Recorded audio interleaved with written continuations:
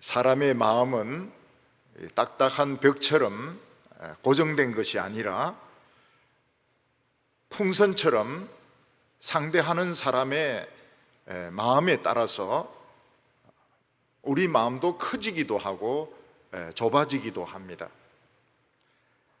마음이 아주 넓은 사람을 상대를 하게 되면 우리도 아주 마음이 넓은 사람이 되게 됩니다.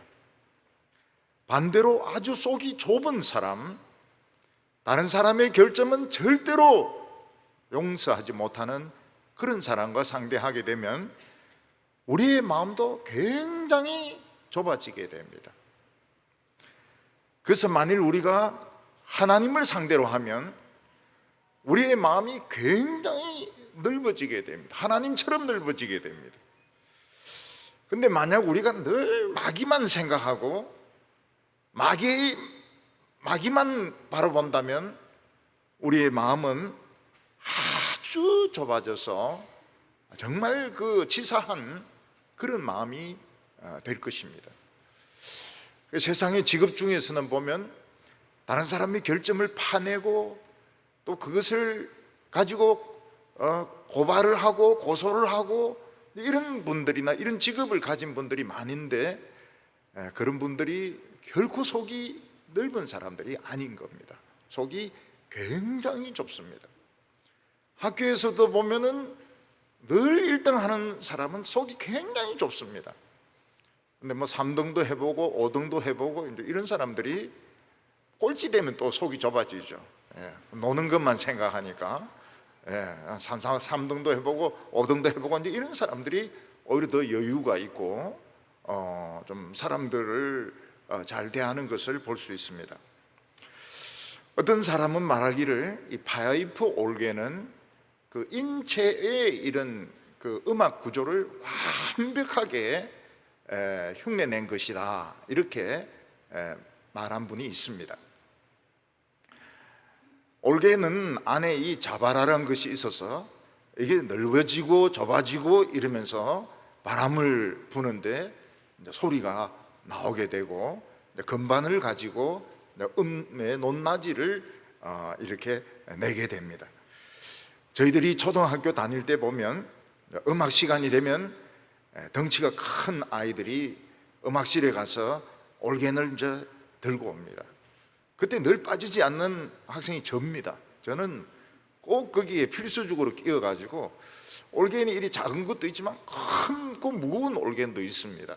이제 큰 건 한 6명 정도, 8명 정도 이래가지고 이제 옮겨 놓으면 선생님이 그 이제 올겐 발로 바람을 이렇게 불어 넣으면서 올겐을 치면서 노래를 가르쳐 주십니다.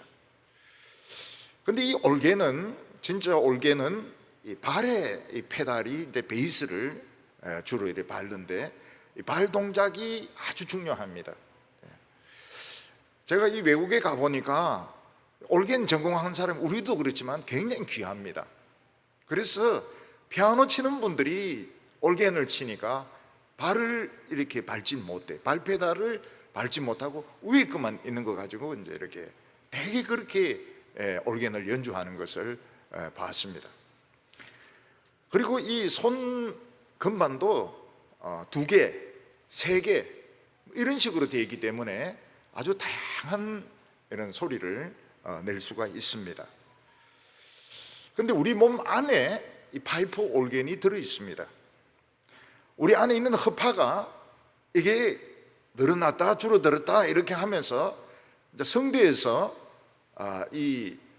그 긴장을 통해서 소리를 내는데 아주 다양한 음을 또 굉장히 아름다운 그런 음악 소리를, 기계가 낼 수 없는 소리를 인간이 이런 허파와 성대를 통해서 소리를 내게 되는 것입니다. 그래서 우리는 전부 파이프 올겐을 하나씩 다 가지고 있습니다. 소프라노는 아주 그 고음을 내고 오늘 막 시원하게 불렀습니다. 시원하게. 소프라노는 막 시원하게 불러 제껴야 됩니다. 그리고 이제 베이스는 아주 저음으로 이렇게 깔아주고, 메시아를 할 때 보면은 그 콘트라 엘토가 있습니다. 콘트라 엘토. 근데 남자인데 여자 목소리를 내요. 근데 남자 소프라노도 있습니다. 외국에는 남자 소프라노도 있습니다. 아주 고음까지 올라갑니다. 그거 안 했는데도, 그 세를 안 했는데도 굉장히 그 훈련으로 고음을 내는 남자가 있어요. 그런 사람들은 참 그 가치가 있죠. 뭐 남자로서 가치보다도 자관 고음을 내는 여자 목소리를 내는 그런 가치가 있습니다. 만약 우리 허파가 고장이 나면 이제 노래를 부르지 못합니다. 성대가 고장이 나도 노래를 부르지 못하고, 허파가 고장이 나도 숨이 딸려가지고 노래를 부르지 못합니다. 그 좁은 공간에서는 노래가 잘 되는 것 같은데, 근데 이 정도 공간에 오면은 이 숨이 차는 겁니다. 숨이 차가 빨리 끊어지고, 길게 쫙 끌어줘야 되는데 빨리빨리 끊어지고, 또 어떤 게는 이 호흡 곤란이 와서 죽는 경우도 있습니다. 가끔 보면 이 허파에 바람 구멍이 뚫린다, 그런 말이 있습니다. 애들이 막 웃으면 어른들이 야단치면서 허파에 바람이 든다, 이런 야단을 치는데, 이 허파가 이 쭈그러들어 버리면 이 폐활량이 이제 줄어들기 때문에 숨을 잘 쉬지 못하게 됩니다. 그리고 신장이 좋지 못한 분들은 무엇을 조심해야 되는가 하면, 잘못하면 이 허파에 물이 차게 됩니다. 그럼 허파에 물 차는 거는 물에 빠져 죽는 거하고 똑같아요. 자기 허파에 물이 차서 물에 빠져 죽는 경우가 심장병 환자들에게는 종종 있습니다. 그럴 때는 인정사정 보지 말고 그냥 주사기 꽂아가지고 물을 빼야 됩니다. 물을 빼야 숨을 쉬지, 그냥 우왕좌왕 하다가는 이 물이 점점 차가지고 허파가 물에 다 차게 되면 죽게 되는 겁니다. 이 풍선은 참 이 공기를 사용해서 참 이렇게 부풀리는 것인데, 풍선 효과라는 것이 있습니다. 한쪽을 눌리면 그냥 눌러진 채로 있는 것이 아니고 딴 쪽이 또 불룩해집니다. 그래서 서울 지방에 있는 그 코로나를 잡으려고 막 단계를 높이니까 사람들이 어떻게 합니까? 대구 1시간 반이면 오니까 여기 와서 막 음식을 먹고 가는 거예요. 그러니까 이 대구가 또 올라옵니다. 술 마시는 사람들, 막 클럽 가는 사람들은 막 2단계, 그때 2단계를 한 것이 잘못인 거예요. 한 3단계 정도 이렇게 해놨어야 되는데 2단계니까 막 술 마시러 그 KTX 있고 이러니까 막 내려와 가지고 대구에 막 퍼졌습니다. 그리고 이제 이 아파트 집값을 잡으려고 두드리 잡으니까 어떻게 됩니까? 전세값이 막 올라갑니다. 그게 이제 그 풍선 효과죠. 그래서 공기는 참 오묘하기 때문에 조심스럽게 다뤄야 됩니다. 그 다음에 나타날 효과까지 이걸 보고 어떤 의사결정을 해야지, 눈앞에 무슨 문제가 있다 해서 그것만 가지고 하다가 보면 이게 딴 데서 문제가 불거지고 터지게 되는 것입니다. 근데 지구 온난화가 되니까 제일 대표주는 곳이 사하라 사막입니다. 그럼 사하라 사막에 있는 그 뜨거운 공기가 어디로 가느냐? 남태평양으로 가게 됩니다. 그래서 남태평양 거기서 그 뜨거운 공기가 그 허리케인을 만들게 됩니다. 그래서 옛날에 안 오던 허리케인이 미국을 계속 공격하고 있습니다. 그리고 이 뜨거운 공기가 북쪽으로 올라가서 제트 기류를 약화시킵니다. 이 제트 기류가 굉장히 편한 거거든요. 제트 기가 그걸 타면은 미국까지도 굉장히 빨리 갑니다. 올 때는 글로 안 오고 다른 데로 돌아오죠. 시간 많이 걸리고. 근데 이 제트 기류를 그냥 약화시켜 버리니까 서울에 전에는 시베리아 추위가 왔는데 이제는 북극의 추위가 오게 됩니다. 그리고 그 다음에는 북극의 추위가 오게 되면 그 다음 뭐가 오게 됩니까? 당연히 백곰이 오게 되는 겁니다. 그래서 지금 서울은 얼마나 추운지 몰라요. 제가 어릴 때 서울에 올라갔을 때보다 더 춥습니다. 그때 매일 영하 15도 막 이래가지고 참 고생을 했는데, 지금이 영하 19도 이런 식으로, 영하 15도는 예상이고, 왜 그런가 하면 이 사하라 사막이 데워져서 그런 겁니다. 그리고 사하라 사막이 데워졌다가 폭우가 쏟아지지 않습니까? 그러면 거기서 제일 잘 생기는 게 뭔가 하면 메뚜기입니다. 메뚜기가 3천억 마리씩 생깁니다. 앞으로 계속 반복이 돼요. 몇천억 마리가 매년 생기게 됩니다. 그 지구는 오리로 덮어버려야 돼. 그 메뚜기 잡아먹도록. 고무풍선은 그냥 종이 쪼가리 같습니다. 그렇지만 거기에 바람을 넣으면은 아주 동그랗게 돼가지고, 어린이들 여름 성경학교 때 축제 분위기가 나고, 어린이들은 그거 하나씩 들고 가는 게 큰 자랑입니다. 우리 인간에도 파이프 올게만 있는 게 아니고 풍선이 있습니다. 나쁜 공기를 잔뜩 넣으면 어떻게 됩니까? 바람이 납니다. 춤바람, 그리고 음란한 바람, 아주 나쁜 바람이 불어요. 폭력적인 이런 언어들의 바람이 불게 됩니다. 근데 좋은 공기를 넣으면 어떻게 됩니까? 아주 아름답고 행복한 그런 마음이 되는 것입니다. 만약 우리 마음속에서 바람을 빼버리면 어떻게 됩니까? 이게 쫙 오그라붙어 가지고 여유라고는 조금도 없고, 결국 남들이 하는 말도 의도까지 파악하려고 이렇게 하니까 이게 우울증이 오는 겁니다. 우울증이 오게 되고, 또 누가 이렇게 과격한 말 한마디 하면 화병이 생깁니다. 이 화병이라는 것이 사람 죽입니다. 굉장히 무서운 겁니다. 그래서 한 번씩 등산을 올라가 보면 사람 사는 집들도 조그맣게 보이고, 차들도 장난감처럼 보이고, 인간은 개미처럼 보이는데, 내가 저 좁은 데서 뽁닥거리면서 살았구나. 그래서 이제 시원한 공기를 넣어가지고 내려오는 겁니다. 내려오면서 담배 피우면 어떻게 됩니까? 그 소용 말짱 없을 거예요. 피울 수도 없지만은, 그 산에서 담배 피우면은 도로 나쁜 마음이 가득 차게 됩니다. 사도 바울은 우리 예수 믿는 사람들이 해야 되는 가장 중요한 것이 뭔가 하면 넓은 마음을 가지는 것이라고 말씀하고 있습니다. 우리가 넓은 마음을 가지면 손해를 봅니다. 벌써 말해도 손해를 봅니다. 다른 사람은 자기 할 말 다 하는데, 나는 이 말이 상대방에게 상처를 줄 것 같으니까 말을 못 합니다. 그러니까 굉장히 억울하죠. 돈도 손해를 봅니다. 돈도 손해를 보고, 또 시간도 손해를 보고, 모든 것에서 손해를 봅니다. 그러나 그것이 굉장히 우리를 아름답게 만듭니다.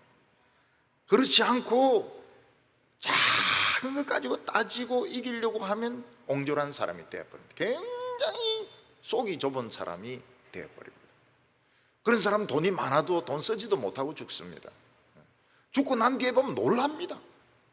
돈이 너무 많은데 돈 쓰지도 못하고 죽은 거예요. 오늘 첫 번째로 세상에서 제일 보배로운 자랑거리가 무엇일까 하는 것입니다.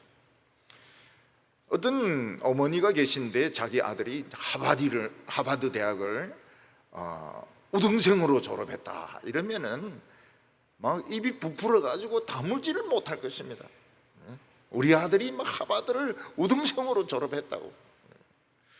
어떤 기업가가 큰 빌딩을 지으면은 입을 다물지 못할 겁니다. 또 큰 상을 타도 입을 다물지 못하고 만나는 사람마다 자랑을 하고, 아니면 사람들 안 오면 그냥 파티를 열어가지고 자랑을 할 것입니다.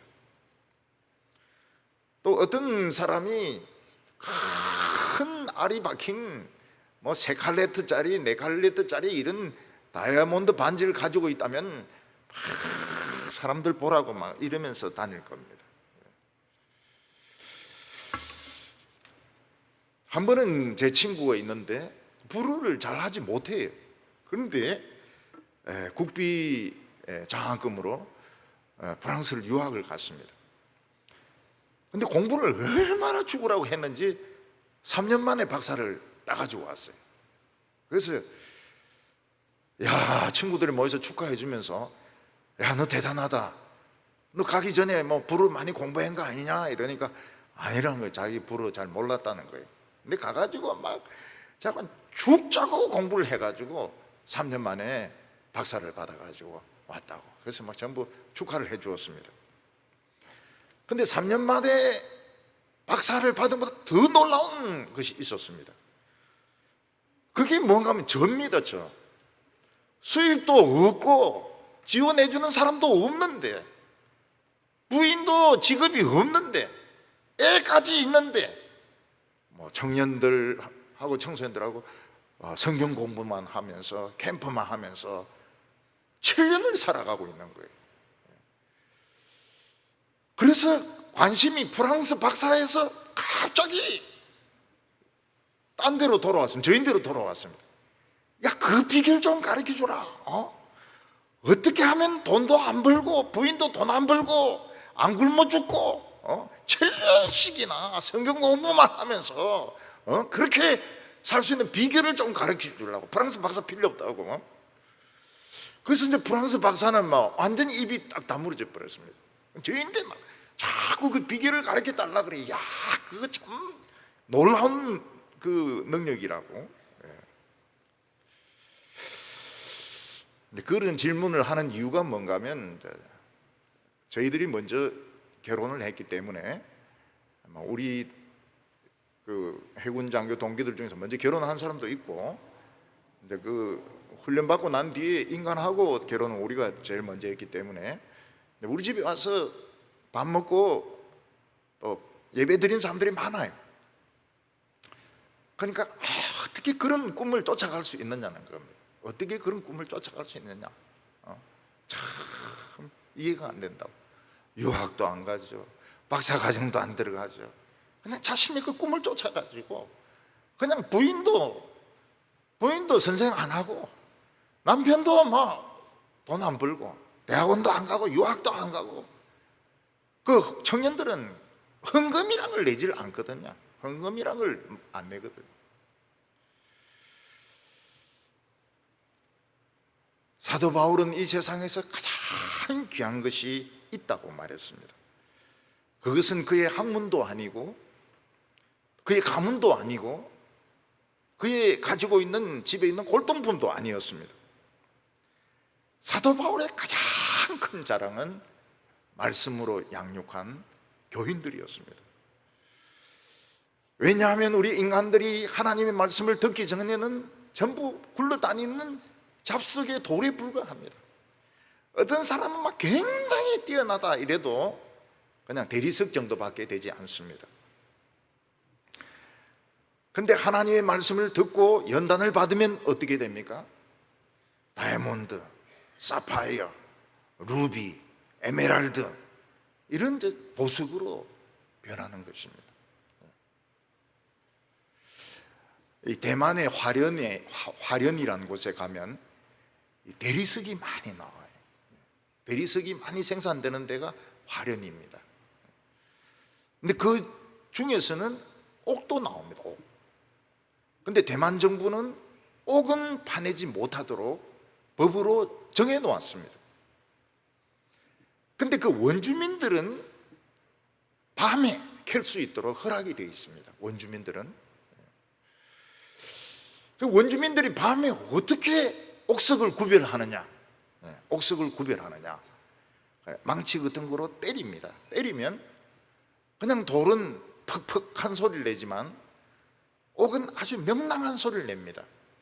아주 맑은 소리를 내기 때문에 이 옥석을 구별한다는 게 거기서 나오는 겁니다.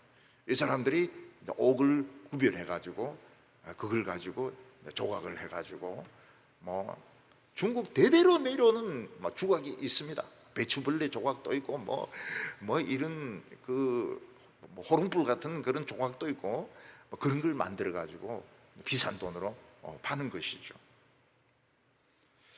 우리가 최고로 아끼는 보물을 어디 맡겨두고 왔다면 굉장히 보고 싶을 겁니다.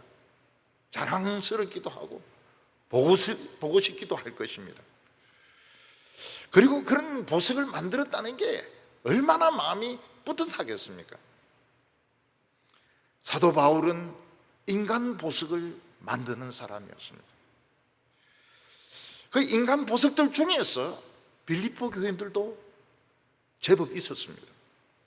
오늘 1절 말씀을 보면 그러므로 나의 사랑하고 나의 사모하는 형제들, 나의 기쁨이요 멸류가 아닌 사랑하는 자들아, 이와 같이 주 안에서 서라, 이렇게 말하고 있습니다. 밀레가 그린 가장 자랑스러운 그림은 만종이라는 그림일 겁니다. 저녁에 해지는 데서 부부가 농사일을 중단하고 기도하는 이 모습은 참 경건한 이런 모습이죠. 엄숙하고 경건한 모습이죠. 로댕이 가장 자랑스럽게 생각하는 작품은 아마 생각하는 사람일 것입니다. 이런 작품은 지하실에 처박아 누워서도 안 되고 우물 안에 넣어서도 안 되고 참 사람들이 보는 곳에 이렇게 전시를 해놓아야 많은 사람들이 기뻐하고 참 즐거움을, 행복을 누릴 수가 있을 것입니다. 그러나 이런 만종이라는 그림과 이런 생각하는 사람 조각은 움직이지 않습니다. 그림이고 조각이기 때문에. 그런데 움직이는 보석이 있습니다. 그것은 바로 하나님의 말씀으로 양육된 우리 성도들인 것입니다. 그래서 사도 바울은 빌립보 교인들을 뭐라고 부르는가 하면 사랑하고 사모하고 그리고 너무나도 보고 싶은 자들이라고 말하고 있습니다. 사랑한다고 하는 것은 자랑스럽다는 뜻입니다. 내가 너무너무 자랑스럽고 사모한다는 것은 진짜 보고 싶은 것을 말합니다. 그런 사람들이 누구냐 하면 빌립보 교인인 것입니다. 자기의 친아들이나 부인이 어디 딴 데 먼 데 있다면 보고 싶을 겁니다. 어떤 데는 너무 보고 싶어가지고 눈알이 아플 때가 있습니다. 막 전화라도 막 걸어야 되고 막 편지라도 써야 되고 너무너무 보고 싶을 겁니다. 저는 이제 제 책이 하나씩 이렇게 만들어질 때마다 어떤 느낌이 들었는가 하면 아이를 하나씩 낳는 기분이었습니다. 그 책들을 너무 사랑했습니다. 너무 사랑했고 출판사에서 무슨 책이 나왔습니다 이렇게 전화 오면 수고하셨습니다 그러면서 그 책이 오는 하루를 진짜 마음 졸이면서 기다렸습니다. 왜냐하면 내 자식이니까요. 근데 저는 아쉽게도 베스트셀러 책이 없어요. 그래서 하나님께 어떤 데는 한번 항의 기도를 했습니다. 왜 저는 베스트셀러가 없을까요? 하나님은 응답이 없었습니다. 그런 기도 하지 말라고. 혜민이도 베스트셀러가 있는데 저는 왜 없어요? 그건 중하이가 그리고 또 땡중인데 어디 그거 대놓고 말이지 그런 이야기를 하냐고. 보통 사람은 책 한 권 내고 선전을 막 합니다. 한 3년 정도 막 선전을 합니다. 또 그 다음에 한 5년 있다 책 하나를 냅니다. 그러니까 막 많이 팔리는 거예요. 저는 책이 1년에 10권씩 매년 10년 동안 매년에 10권씩 나오니까 이거 사볼 사람이 없는 거예요. 그래서 베스트셀러가 없었습니다. 그러나 제 책보다 더 귀한 것은 교인입니다. 교인이 없이는 책이 나올 수가 없습니다. 제 설교는 전부 다 설교를 하고 그거를 교정해 가지고 책으로 냈기 때문에 교인이 없으면 책도 없습니다.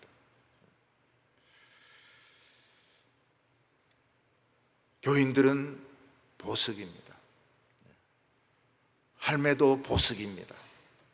할배도 조금 주책스러울 때 있지만 보석입니다. 나의 기쁨이요. 기쁨이요.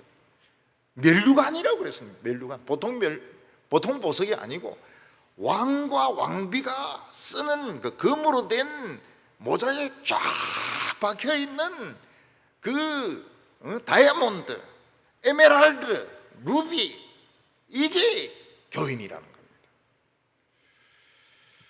그런 멸류관은 아무나 쓸 수가 없습니다. 왕이나 왕비 아니면 쓸 수가 없습니다. 우리 교인들은 발에 채이면서 이리저리 굴러다니는 쓰레기나 돌덩어리가 아니고 왕의 머리에 쓰여 있는 그 찬란한 보석이라고. 나의 기쁨, 내 사랑하고 내 사모하는 자, 내 기쁨, 이게 교인들이라고 말씀하고 있습니다. 그 멸류관에 있는 보석을 누가 만들었습니까? 그 엄청나게 큰 다이아몬드를 누가 만들었습니까? 사도 바울이 깎은 다이아몬드인 것입니다. 세계에서 최고로 귀한 것은 말씀으로 은혜 받고 말씀으로 변화되고 말씀으로 다듬어진 교인입니다. 여기는 연령의 문제가 없습니다. 지금 막 연령에 굉장히 예민하신데 연령의 문제가 없어요. 노인도 멸류관이고 어린이도 멸류관이고 다 말씀을 듣고 변화되고 은혜 받고 참 축복받은 자들은 전부 다 왕의 머리에 쓰는, 왕보다 더 높은 것이죠. 왕이 왕되게 하는 것이 왕관이거든요. 그리고 이것은 천년이 가도 남습니다. 우리 교회에 한국 미술을 하시는 분이 계시지 않습니까? 그분이 무슨 말씀을 하시는가 하니까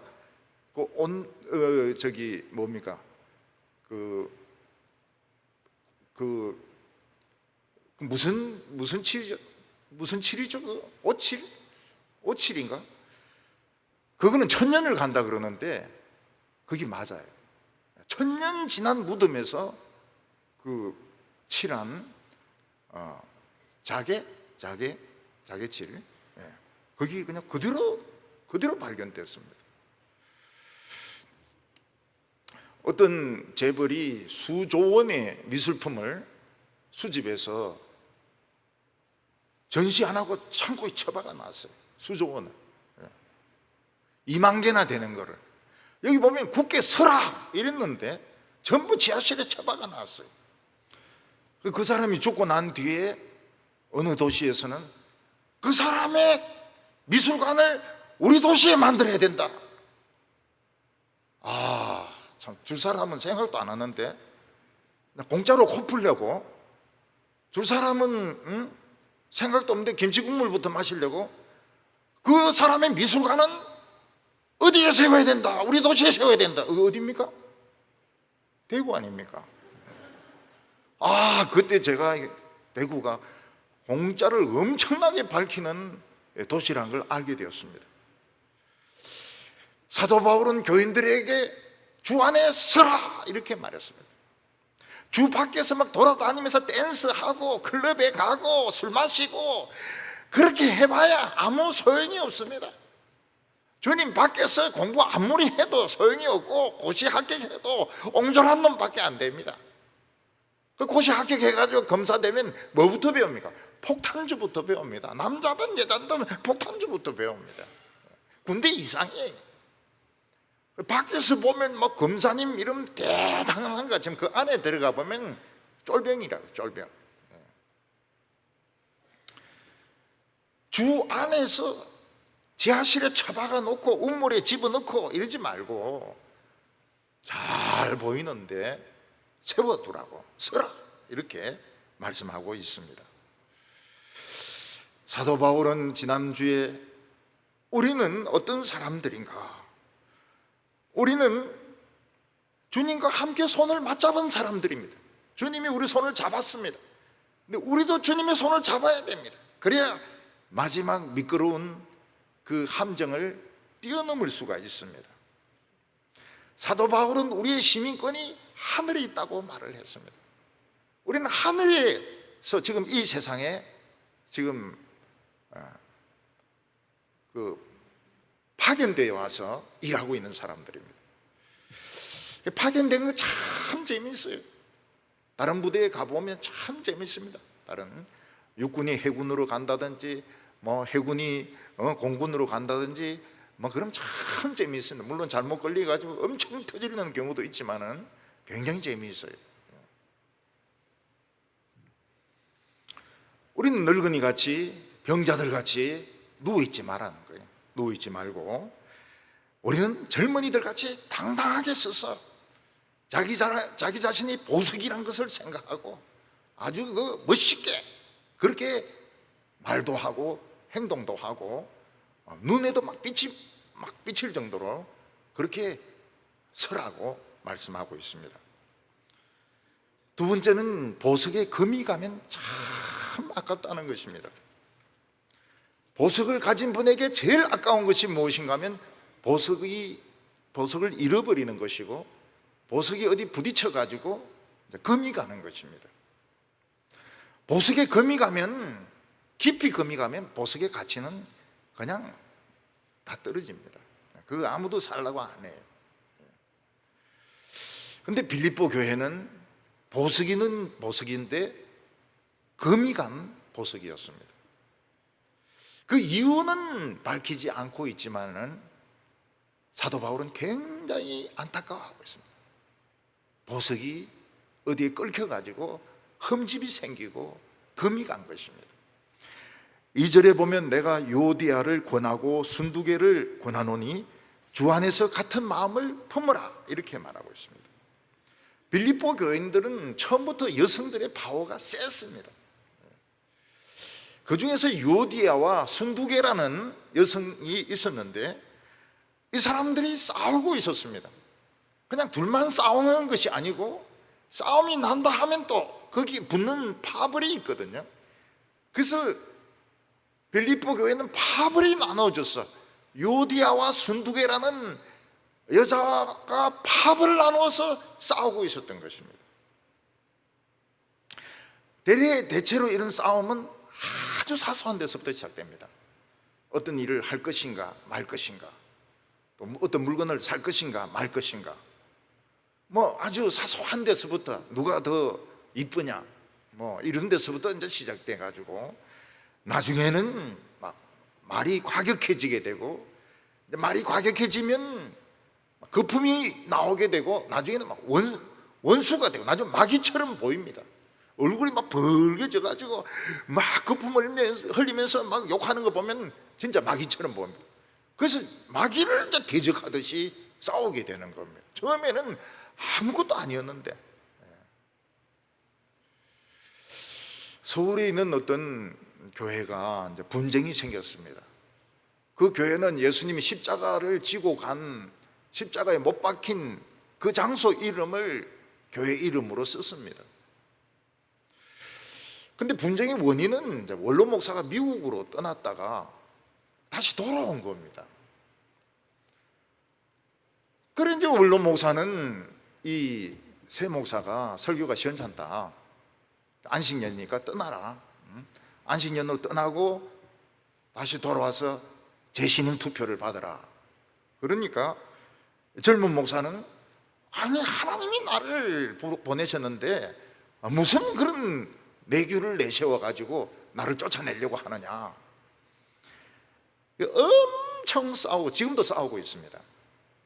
근데 옛날 교인들은 위에 있는 몇 층에서 쓰고, 또 새 교인들은 1층에서 쓰고, 또 밥도 먹는데 밥도 따로 먹어요.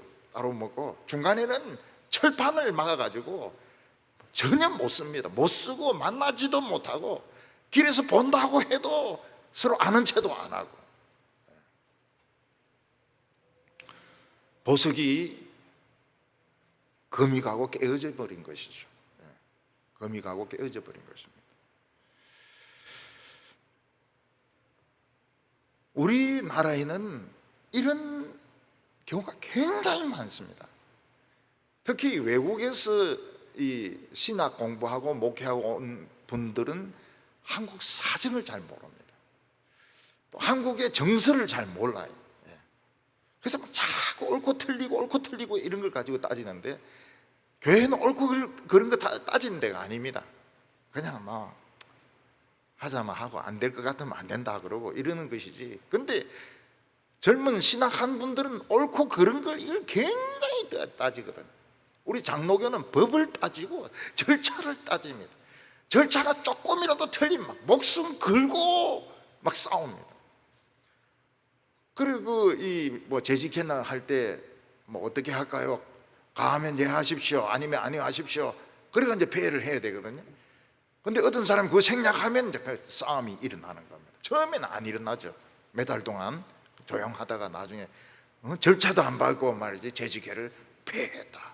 그래서 어떻게 하든지 이 장로교는 법을 지켜야 됩니다. 법을. 근데 교인들은 법을 잘 모르지 않습니까? 법 아는 사람은 목사밖에 없거든요. 목사밖에 없어요. 싸움하면 항상 목사가 이깁니다. 법대로 하기 때문에. 그러나 그것은 참 보석도 아니죠. 보석도 아니고 그거는 돌덩어리도 아니고 흙덩어리인 것입니다. 굉장히 많아요. 굉장히 많아요.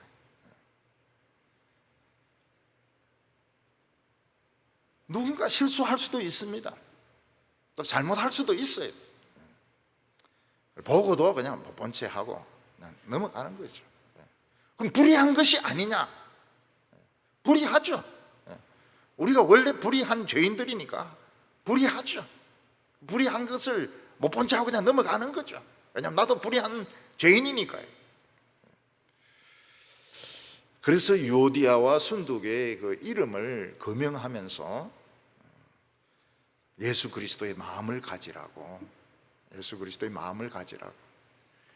참 예수님이 우리 같았으면은 베드로 같은 놈 막 잘랐을 겁니다. 자르고 뭐 요한, 야고보 제자들 그 전부 실격이죠. 가룟 유다 이게 막 폐지게 됩니다. 이거. 그러나 예수님은 끝까지 용납하셨습니다. 교회는 이길 필요가 없습니다. 왜냐하면 지는 게 이기는 거기 때문입니다. 처음에는 지지만 나중에는 하나님이 더 많은 축복을 주시기 때문에 결국은 지는 게 이기는 겁니다.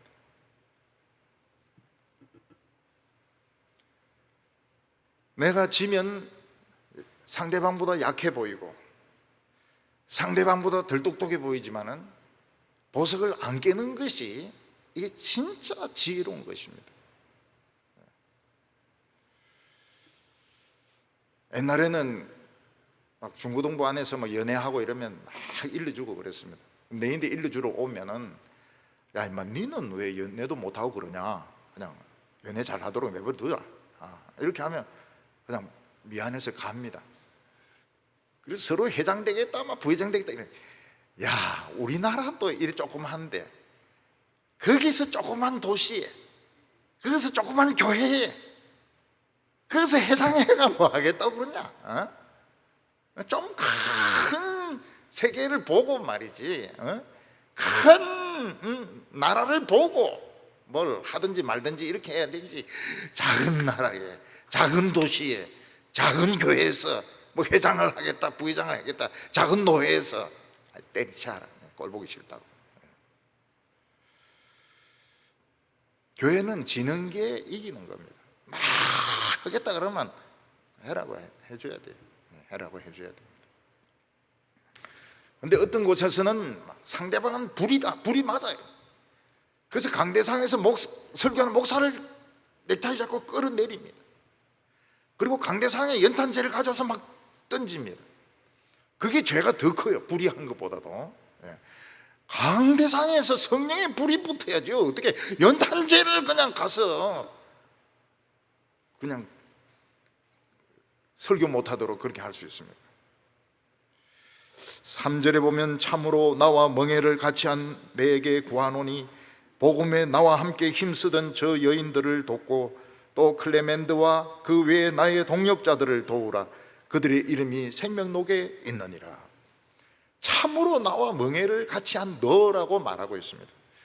그래서 사람들은 이제 이 한 구절 가지고 사도 바울도 결혼한 부인이 있었다 이렇게 해석하는 사람이 있는데, 멍에를 같이 맨다는 것은 결혼도 있지만 사업도 같이 하는 것도 포함이 될 수 있고, 또 하나님의 일을 같이 하는 것도 멍에를 같이 매는 것이 되기 때문에 여자는 여자지만은 이 사람이 사도 바울의 부인이라는 근거는 없습니다. 사도 바울은 자기가 독신이라고 이야기를 했습니다. 그 누군가 진짜 같이 복음의 멍에를 메었던, 처음부터 같이 복음을 전했던 어떤 여인이 빌립보 교회에 있는 겁니다. 그 사람에게 이제 부탁을 합니다. 제발 유오디아와 순두계에게 같은 마음을 가지라. 서로 좀 양보해가지고 화해를 해라. 제가 처음에 우리 동부교회 왔을 때 아주 우리 총회에 영향력을 미치던 장로님이 계셨습니다. 그래서 그분이 참 교회에 영향을 많이 미치겠구나 이런 생각을 했는데 그렇지가 않았어요. 그분은 저를 엄청 좋아하셨고, 그분은 한 달에 한 번밖에 교회는 당회할 때밖에 못 나왔지만은 그분은 참 저에게 좋은 말만 했습니다. 좋은 말, 도움되는 말, 그런 말을 하다가 돌아가셨어요. 내 생각하고 완전히 틀리더라고요. 또 우리 교회에도 그 전국을 주름잡는 권사님이 계셨습니다. 그분도 좀 가시 노릇을 하지 않을까 이렇게 생각했는데, 그분이 이제 그런 소리를 들은 거예요. 딴 데서 이번에 온 젊은 목사가 강해 설교는 막 대가다 이런 소리를 들은 거예요. 그러니까 이분이 그렇게는 안 하는 거예요. 안 하고, 그분이 참 나름대로 활동을 했는데 그때가 보니까 전성기였더라고요. 여전도의 전성기였어요. 그리고 그분이 돌아가시고 다른 교회에서 이제 회장이 되고 이래가 싸우고 별거 아닌 거 가지고 막 돈 문제 가지고 막 이런 거 보니까 옛날에 그 권사님이 굉장히 큰 그릇이었구나. 그때가 전성기였구나. 제 생각하고 달랐어요. 그분은 아주 큰 인물이었습니다. 근데 그분은 제 앞에 계시던 김덕식 목사님을 진짜 물심양면으로 도왔습니다. 근데 그분이 미국으로 딱 떠나니까 정신도 딱 가버려요. 그때부터 이제 치매가 오기 시작해가지고 돌아가셨습니다. 그런데 참 전성기였어요. 그때는 막 우리 여전도 애들이 막 열심을 내가지고 막 그분은 막 집도 막 그냥 그 여전도에 헌금하고 막 굉장히 활동적이었는데, 그 뒤에는 활동은 안 하고 싸움은 싸움대로 하고. 그런 내가 그런 이야기야. 동북이하고 싸우려 하지 마라. 동북이하고 싸우면 손해본다. 그래 이야기를 해도 목사들도 말을 안 듣고 그러더라고요. 근데 뭐 금방 손해가 나죠. 그리고 이 말빨이 굉장히 세고 막 싸우는 듯이 말하는 그 여자분이 계셨어요. 나이가 많이 들었는데, 이분이 찾아와가지고 막 이야기를 하는데 저는 무슨 말을 하는지를 알아듣지 못했어요. 그리고 무슨 의도로 찾아왔는지도 알지 못했어요. 그냥 막 이 항의를 하듯이 막 공격을 하듯이 막 이렇게 이야기하는데 나는 그게 무슨 말인지 몰랐어요. 그래서 저도 한 성질이 있기 때문에 버럭 하면서 막 그냥 가시라고 그래가지고 좀 보냈습니다. 그래 가만히 생각을 해보니까 자기를 알아달라는 뜻이었어요. 자기를 알아달라고. 그걸 몰랐던 거예요. 그리고 또 어떤 사람들 중에서는 말하는 습관 자체가 막 따지듯이 본인은 모르는데 따지듯이 막 이렇게 말하는 분이 계시더라고. 그 습관인데 그런 걸 몰랐어요. 그래서 지금은 막 돌아가셨을 것 같은데 연락이 안 돼요. 연락이 안 돼요.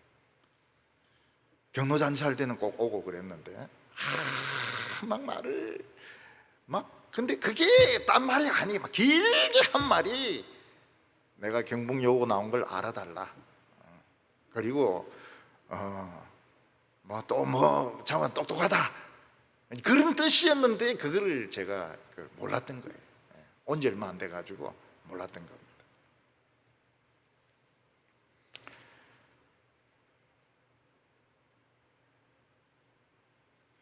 사도 바울에게는 멍에를 같이 메었던, 처음부터 같이 빌립보에서인지 아니면 아시아에서든지 모르겠지만은 같이 멍에를 메고 복음을 전했던 여성이 있습니다.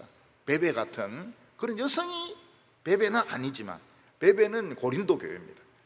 이 빌립보에 있었던 거예요. 그런데 그 사람은 또 입을 안 벌려요.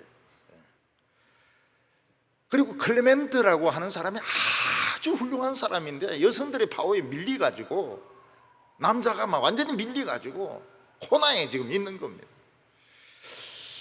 그래서 클레멘트와 이 동역자들에게 좀 힘을 실어줘 가지고 교회를 남자들이 막 리드하게 하고, 요디아와 순두개는 좀 잠잠했으면 좋겠다.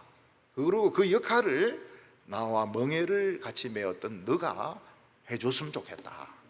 그걸 편지에 지금 쓰고 있는 겁니다. 그러면서 그 이름들이 다 생명록에 적혀 있다고 했습니다. 우리가 한두 번 보고 말 것도 아니고 영원히 보게 될 텐데, 주님이 재림하셨을 때도 한 명은 고개 이쪽으로 돌리고 한 명은 고개 저쪽으로 돌리고 꼴보기 싫어가지고, 그렇게 한다면 이건 진짜 신자가 맞겠느냐. 같이 막 손에 손을 잡고 말이지 벽을 넘어가지고 막 공중으로 올라가야 되는데, 하나는 고개 일로 돌리고 하나는 고개 절로 돌리고 말이지 이렇게 하면서 그래서 이 분쟁하는 교회는 목사가 경험이 없어요. 경험이 진짜 중요합니다. 그거 보면 별거 아니에요. 별거 아니에요. 그냥 알아달라. 그래, 내가 알아줄게. 네 알아준다. 그리고 조금 양보하고 그러면 이 보석이 안 깨지는데, 끝까지 막 정의나 교회 역할이나 이렇게 막 가지고 이야기하면은 결국은 보석이 다 깨져 버리는 것입니다. 오늘 세 번째 마지막으로는 염려를 하나님께 맡기라고 말씀하고 있습니다. 우리의 마음은 넓히려면 얼마든지 넓어질 수 있고, 마음이 옹졸해지려면 얼마든지 옹졸해질 수 있습니다. 결국 상대하는 사람에 따라서 다른 겁니다. 상대하는 사람이 나를 속이려고 하고 굉장히 그 옹졸한 마음으로 대하면 자기도 디펜스를 해야 되니까 마음이 옹졸해지고 작은 것도 따지게 되고 또 자꾸 생각을 하게 되고, 이 사람이 무슨 속셈을 가지고 이런 행동을 하는가, 이래서 마음이 굉장히 옹졸해지는 것입니다. 4절과 5절 보면 주 안에서 항상 기뻐하라. 내가 다시 말하노니 기뻐하라. 너희 관용을 모든 사람에게 알게 하라. 주께서 가까우시느니라. 사도 바울은 빌립보 교인들에게 마음을 아주 넓게 가지라고 말하고 있습니다. 그러나 우리는 이 세상에서 마음을 넓게 가지면 항상 손해보게 되어 있습니다. 마음을 막 풍선같이 이렇게 크게 만드는데 바늘로 찌르면 터져버리게 됩니다.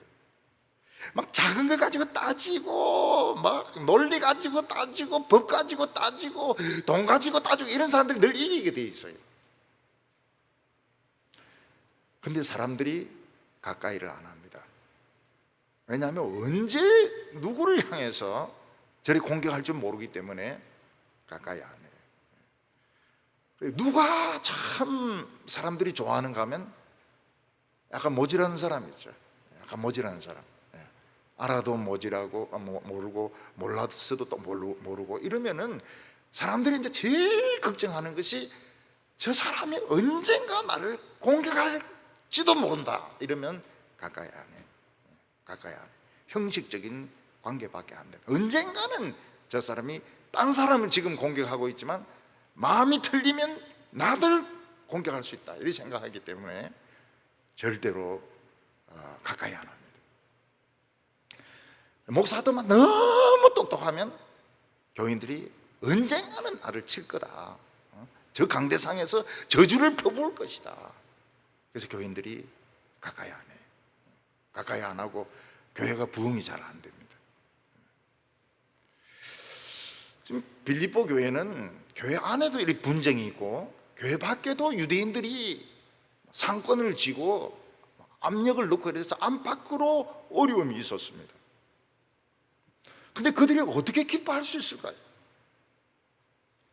우리도 지금 늘 인상을 쓰면서 짜증을 부리면서 화를 내면서 살아도 지금 모질할 세상입니다.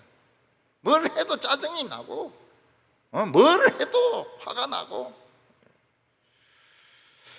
그러나 이 세상은 우리가 속한 세상이 아닙니다. 우리는 저 영광의 나라에서 이 세상에 파견된 사람입니다. 그래서 한 발자국 뒤로 물러서서 싸우는 거 구경하면 좋아요. 싸우는 거.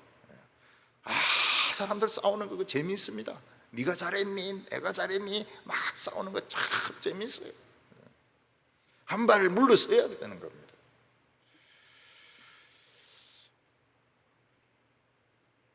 우리가 이 세상을 보면 대단한 것 같지만 우주선에서 지구를 보면 구름밖에 보이지 않습니다.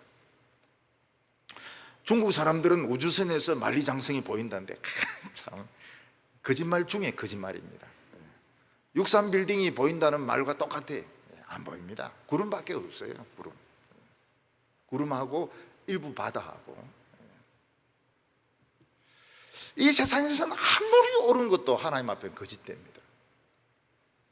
이 세상에서 아무리 자랑스러운 것도 하나님 앞에서는 쓰레기밖에 안 됩니다.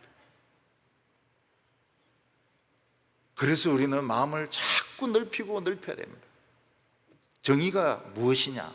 정의가 무엇이냐? 그건 네 마음대로 정의지. 하나님의 교회는 더 정의로워야 된다. 교회는 모든 것이 다 투명해야 된다. 맞는 말이죠.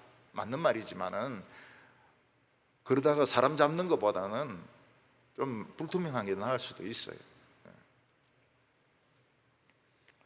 우리가 마음을 닫고 있으면 질식하게 됩니다. 그리고 죽습니다. 그래서 기쁨으로 막 공기를 불어 넣어 가지고 아름다운 이런 풍선을 만들어서 들고 다녀야 됩니다. 누가 옳고 누가 틀리고 기뻐할 수가 없어요. 전에 그 여전도에 이름 가지고 누가 막 분노하시는데 진심으로 분노하시더라고요.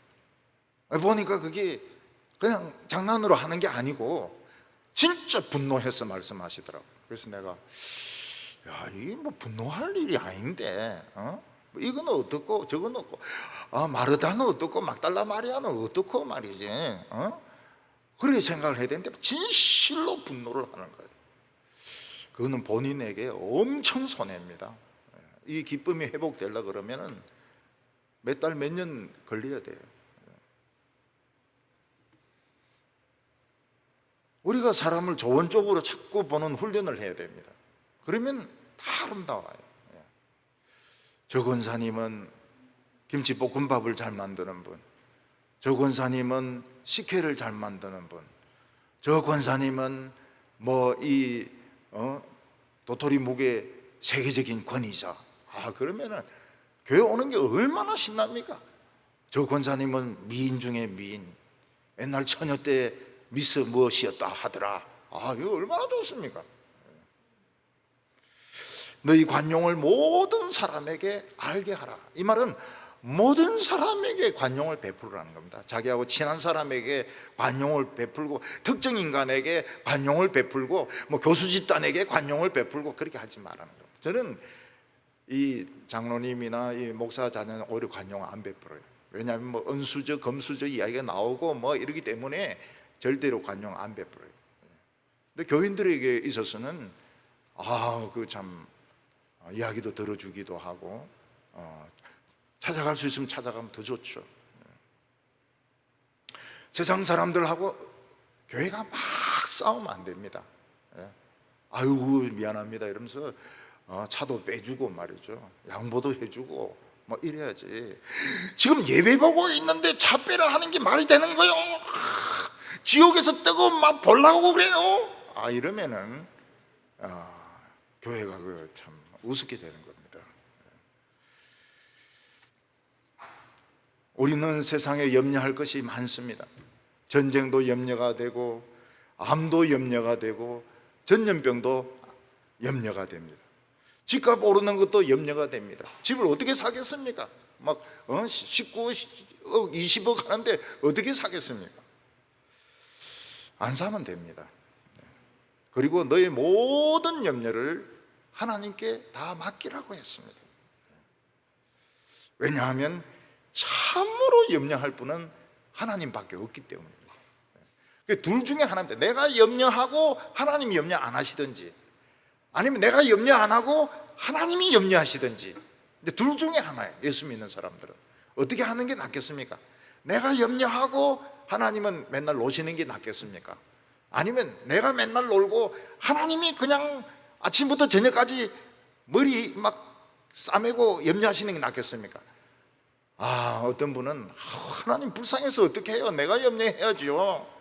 우리가 염려해봐야 되는 거 하나도 없습니다. 딱 원점으로 돌아옵니다.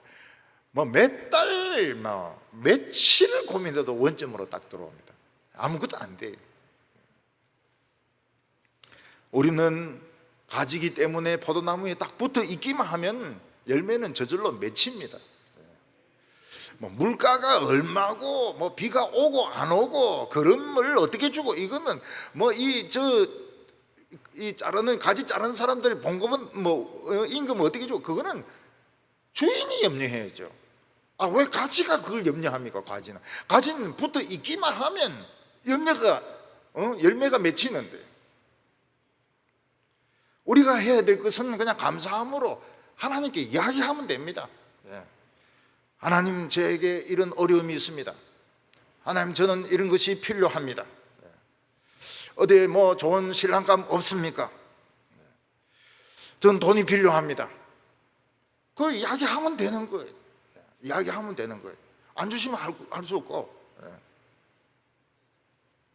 저는 환자입니다. 병 치료되기를 원합니다. 그 치료될 이유를 또 이야기하면 좋아요. 제가 치료되면은 그냥 세상을 막 불을 확 싸질러 버리겠습니다. 성령으로. 저는 어떤 사람으로부터 어려움을 당하고 있습니다. 딱 월요일을 가보면 그 사람이 이민을 갔다든지 딴 직장으로 옮겨져 있어요. 참 놀랍습니다. 그렇게 애매기던 놈이 한순간에 이민을 가버려요. 보고 싶을 정도로 이민을 가버려요. 막 직장에서 스트레스를 막 받고 있습니다. 하나님, 스트레스가 있습니다. 스트레스. 저 화병이 지금 생겼어요. 어떻게 하면 좋을까요? 왜 감사를 합니까? 감사함으로 하나님께 그 이야기를 합니까? 왜냐하면 이 어려움들은 다 기도 제목이 있기 때문입니다. 우리에게 어려움이 없으면 신앙은 팍싹 그냥 주저앉아 버립니다. 교인들 가운데도 막 어려운 병 걸린 사람들 있지 않습니까? 낫지 않는 막 병 같은 거, 암 같은 거, 그리고 막 파킨슨씨 병이라든지 막 이런 병들 있으면은 기도해라는 거거든요. 그래서 막 죽으나 사나 막 기도하는 겁니다. 오늘 보니까 폐암 환자는 완치가 됐더라고요. 완치. 얼굴도 막 좋아지고 더 젊어지고. 근데 그분이 처음에 이제 폐암 걸려가지고 저인데 왔을 때, 기도하러 왔을 때 딱 기도해주고 하고 딱 하는 말이 뭔가 하면, 이제 한번 제대로 신앙생활을 해보겠습니다 이러더라고요. 이야, 이 남자가 참 대단하구나. 기도 딱 하자마자 내가 한번 제대로 신앙생활을 해보겠다고. 그럼 진짜 제대로 해요. 그전하고 같이 엉터리로 안 하고 완치, 배양 완치가 돼버렸어요. 왜 우리가 염려하면 안 됩니까? 우리는 염려해봐야 해결할 수가 없어요. 그냥 그게 그겁니다. 막 회의 2시간, 3시간 해봐야 그게 그겁니다. 그리고 염려는 독이기 때문에 믿음을 점점 마비시켜 나가기 시작합니다. 신뢰를 마비시켜 나가기 시작합니다. 하나님은 좋은 분이시고 우리에 대하여 좋은 계획을 가지고 계십니다. 그래서 미래에 어떻게 할 것인가, 미래에 어떻게 할 것인가. 하나님은 좋은 분이십니다. 좋은 분이시고 우리에 대해서 악감정이 없으세요.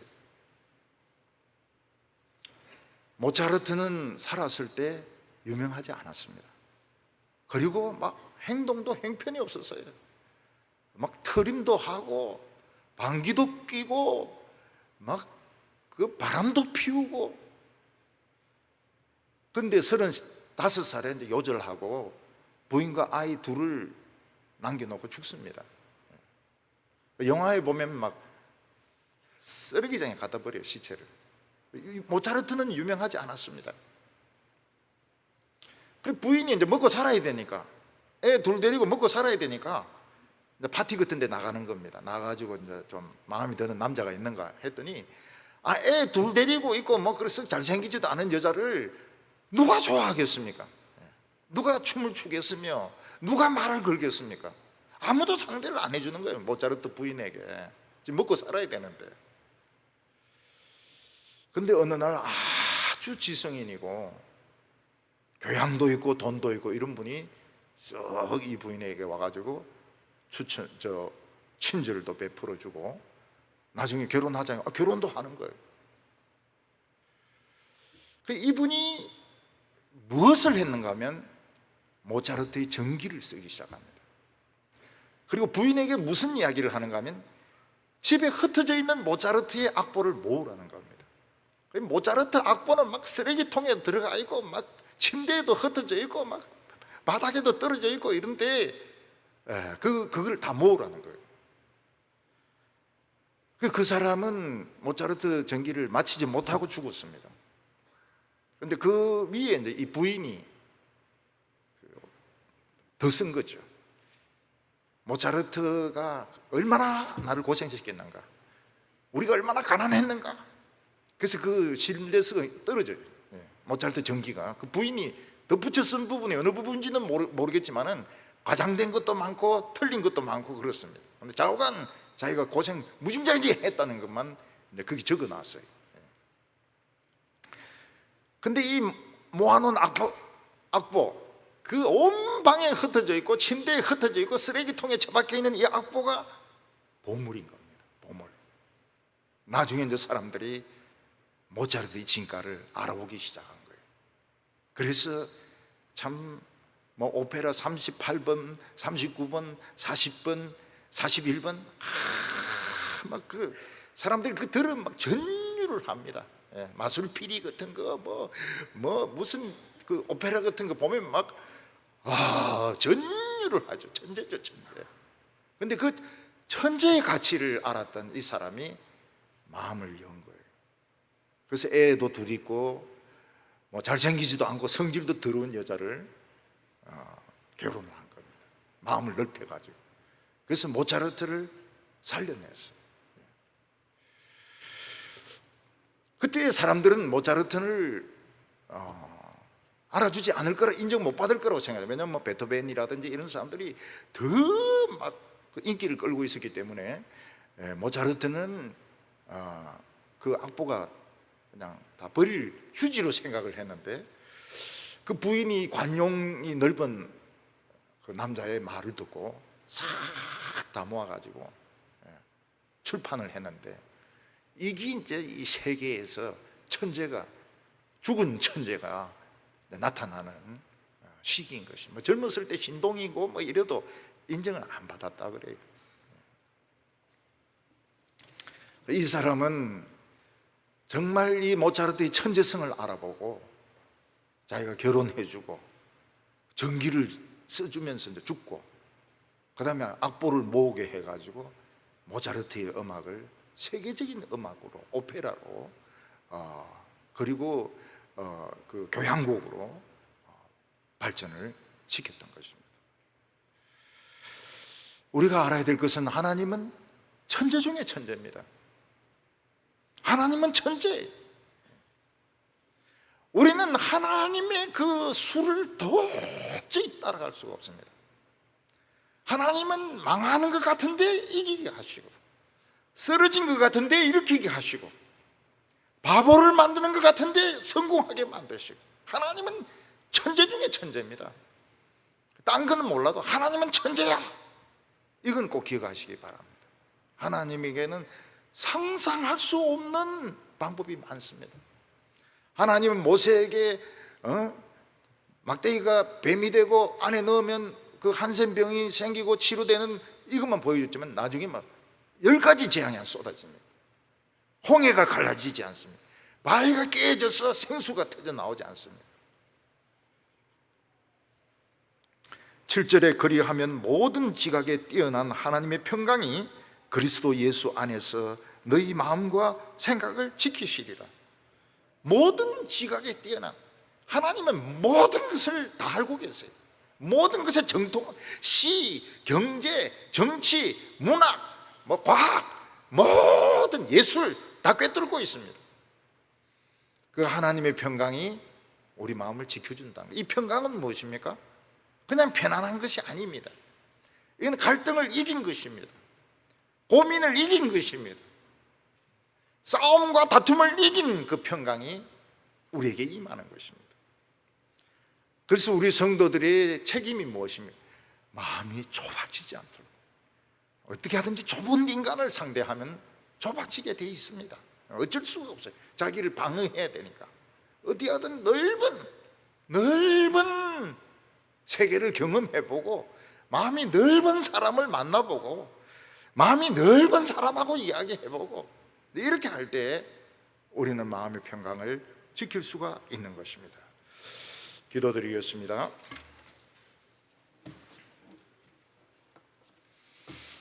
거룩하신 하나님 아버지, 우리 동부교회 교인들에게 바다와 같이 넓은 마음을 허락해 주셔서 감사합니다. 그러나 저희들의 지금 우리의 마음은 너무나도 옹졸해져 있고 좁아져 있고, 우리는 모든 매사에 짜증을 부리고, 그래서 우리가 지금 질식해서 죽게 되어 있습니다. 우리 모든 것을 두고 우리는 염려하고 있습니다. 나라 정치도 염려가 됩니다. 코로나도 염려가 됩니다. 예배 또 중단될까 봐 염려가 됩니다. 막 화를 내고 짜증을 부려야 직성이 풀릴 것 같습니다. 그러나 하나님께서 염려하게 하시고, 저희들은 우리의 마음을 지키게 하여 주시옵소서. 하나님의 평강이 우리의 마음을 지켜주시옵소서. 결혼의 문제, 은퇴하고 나서의 문제, 죽을 때의 문제, 질병의 문제들 다 하나님께 맡깁니다. 주여, 저희들은 그냥 우리의 마음의 평안을 지키게 하여 주시옵소서. 예수님의 이름으로 기도하옵나이다. 아멘.